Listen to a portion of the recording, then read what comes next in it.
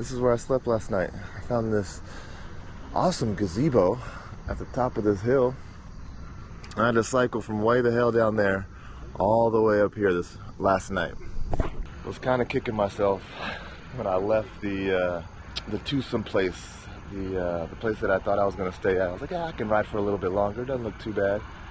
And I'm freaking huffing it up these hills. I'm like, God, I should have just stayed over there. But found a nice place underneath the gazebo over here, nice and quiet. Sure, there's a lot of people here this morning. They come and they do their workouts, but they've left me alone. But yeah, I got a beautiful view right here. Fall is right around the corner. Let's do it. On the road again. Just can't wait to get on the road again. And I think the East Coast at the end of the day is going to be a lot tougher than going from Paju to Gosong along the DMZ and through the mountains, because I'm looking at the map and it's just up, down, up, down, up, down, up, down, over and over and over again. I'd rather have just like a nice steady incline, gradual all the way up, but this is what I signed up for.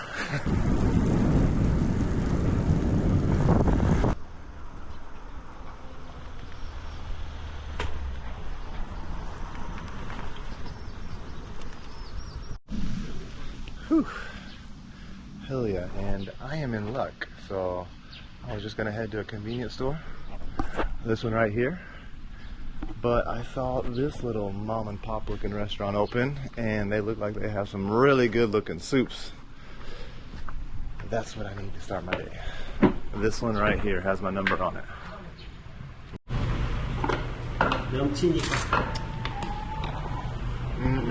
Okay.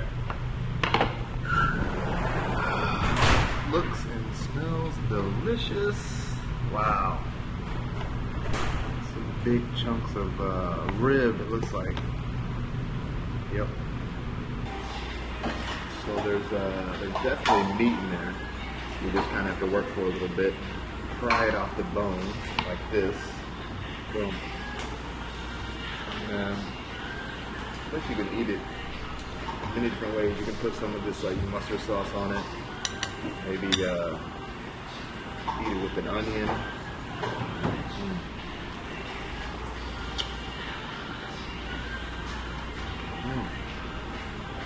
That was a good bite. But it is a lot of bone. Some meat in there, some cabbage. Has a little bit of spice to it, but that's what I need. I also need some rice. It is soft and it is tender. I think me and this dog feeling about the same today. Pretty lethargic. Wish I could do that all day, just lay around, do nothing. That's why I got one of these. I think it's some sort of energy drink. I'm gonna give it a go. I am not moving very fast today. What's up, little man? What's up? He's like, whatever. Whatever. But I do want to come show you this poodle that's inside this convenience store. One of the cutest poodles I've ever seen.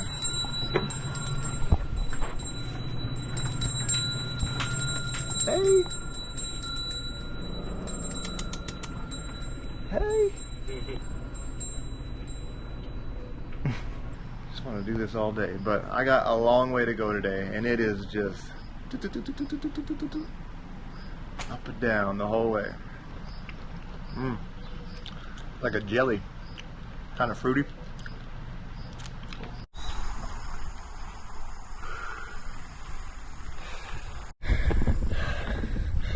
That did not take long. Whew. These are steep. Fighting! Woo! Fighting, I guess she found that hilarious. Oh, okay. What a view! Wow, what a view!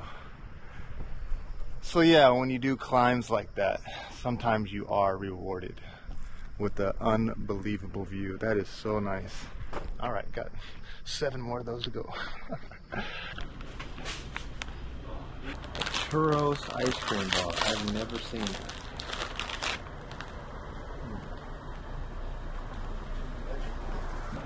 It does have that cinnamon flavor to it. Nice crunch, good chocolate. Not bad. Really rich though. Really rich. I don't know if I can finish this. Wow. Oh man. I think this is number 4 that I'm on. I got maybe 2 or 3 more. This shit is tough. I think the hardest part is you climb the mountain, the hill or whatever, and then you're able to relax. And you get the nice downhill. And then it starts up again, and you kind of have to rev that engine back up and keep going. If any of y'all who are watching this, if you've done this route from Donghae to here, or anywhere south from Donghae, share your experience in the comment section. Let other people know just how tough it is. One thing I have working for me today though, no wind for now. Very calm out, which is awesome. Whoo! And now I get a nice downhill, which is gonna feel amazing. It's nice. It's gonna dump me into a little port town, a little fishing village, I imagine. And then I'm gonna have to go right back uphill. Whoo! There we go. We have a little 1988 Olympic memorial right here. That little plaque is saying that the Olympic torch passed right through this very road right here. And so, yeah, you read about the 1988 Olympics here in Korea, or specifically South Korea, and it was a very significant milestone and moment here in South Korea. Obviously, the North Koreans were very upset that the South hosted the games. I think they even tried to convince the Olympic Committee to have some of the games played or hosted in North Korea, but that didn't work out. It was all done here in the South, and North Korea ended up boycotting the Olympics is what I read, and I think 4 or 5 of the countries ended up boycotting the 1988 Olympics as well. Important milestone here in South Korea, and it kind of showed the world who should represent the Korean Peninsula, and that would be the South. All right, over here in the shade, about to go up another hill.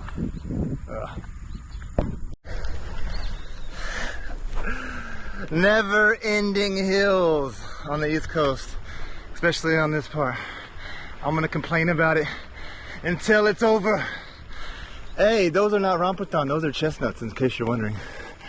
Whew. Man. Oh well, it's pretty hilly through here. Yeah. It's not fun. Where do you come from today? A little bit south of Donghae. Okay. What about you guys? We've come 40k, about 40k from No, a okay. little place called Susan Reed. Where'd y'all start? All the way down by Busan, or? Yeah, we're actually, we're at the end of a long trip. We've done Taiwan, we did Seoul to Busan, cycled most of the length of Japan, and Oh, cool. now we're on our way up to Sokcho and then home at the beginning of October. Yeah. Anyway. I did Taiwan last year. Oh, yeah? It's awesome, isn't it? It's pretty good. Yeah. Really nice. Yeah, and the infrastructure and So good. people Yeah. and, Food. yeah, Oh, everything. convenience shops. Makes us- Yeah. Amazing. They are good. Wonderful couple from New Zealand. Nice to meet you. Happy cycling. It's freaking hot today. It is really hot. Are you serious? Oh man. I think this is the last one for today though. Am I gonna push? Come on. A few more. Come on.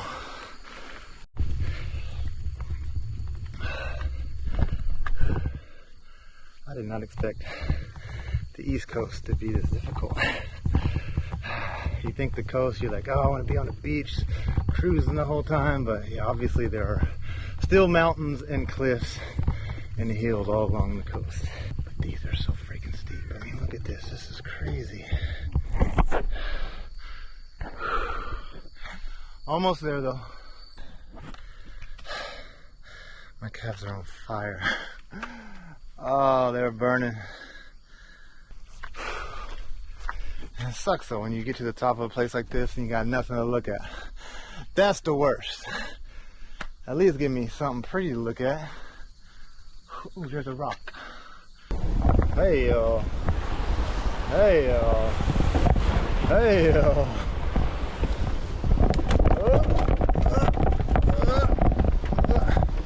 Wow. Whew.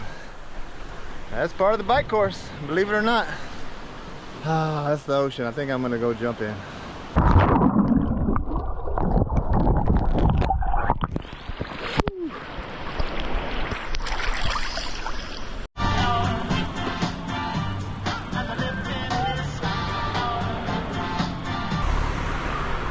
In a minute, there's a speed bump in the road.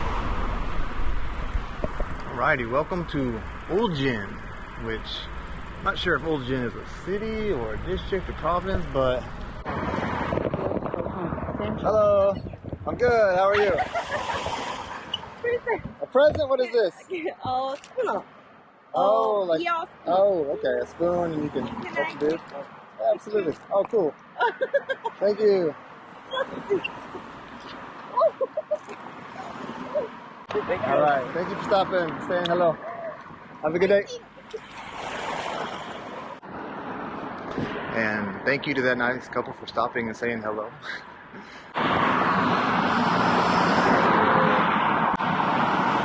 Woo, come on now. That ain't cool.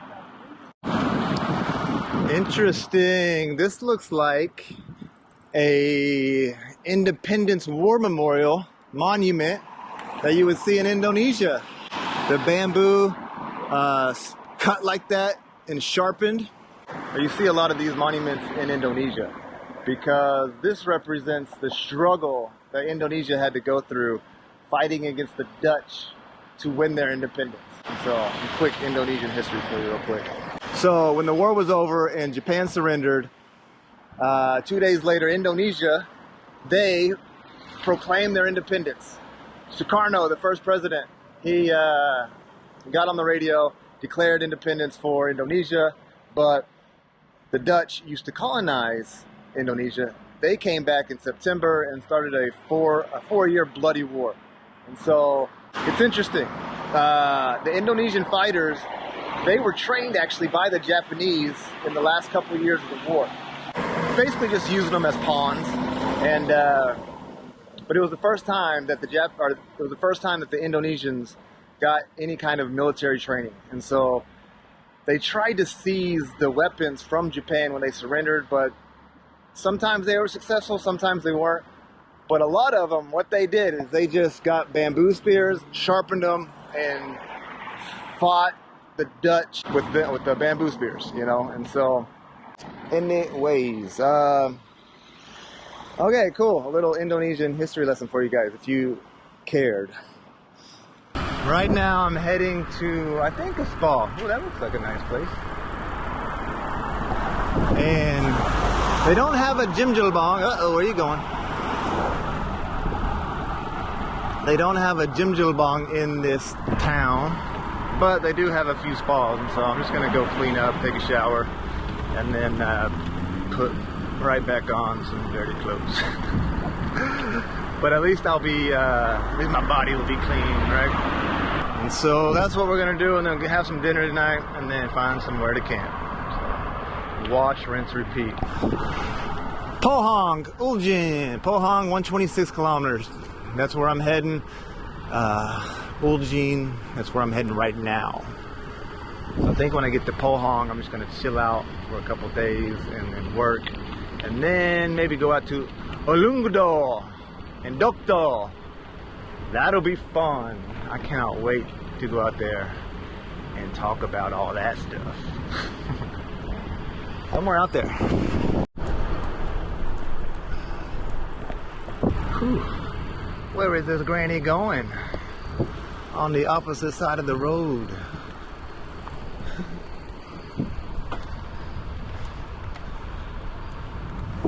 It's just going for a cruise. Nothing wrong with that.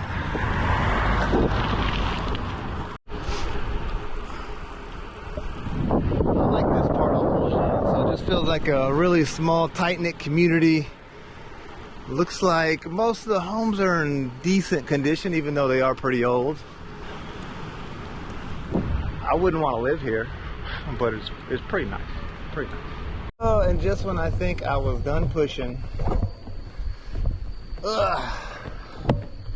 one more. Wow.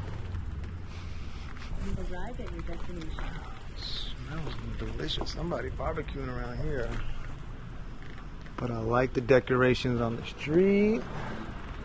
Where is that onsen? Okay, maybe that's it. Man, this place is busy. Look at all the cars. Wow, Uljin, aren't you pretty? Alright, where you going? So the first place I went to, I don't think was open. So there was an old lady that was sitting by the front door. Just one of those situations where she's on her last leg, like one of her eyes was kind of closed, her mouth was hardly moving, and we just weren't communicating. And bless her heart, I was just like, okay, sorry, let me get on out of here. But I looked online, and apparently there is a 24-hour Jim Jilbang here, which let's go check it out.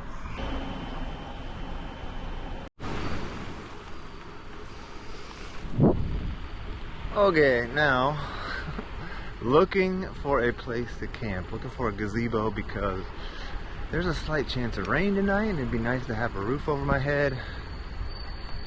I've already passed a few, so I think there's gonna be plenty to scope out along this road right here. It's nice and calm.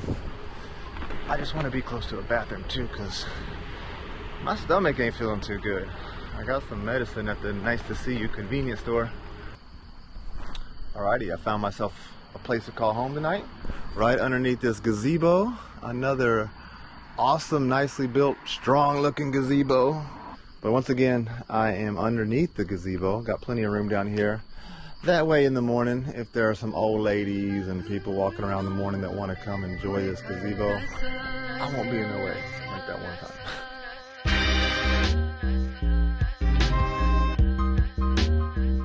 Very significant milestone and moment here in South Korea. It kind of legitimized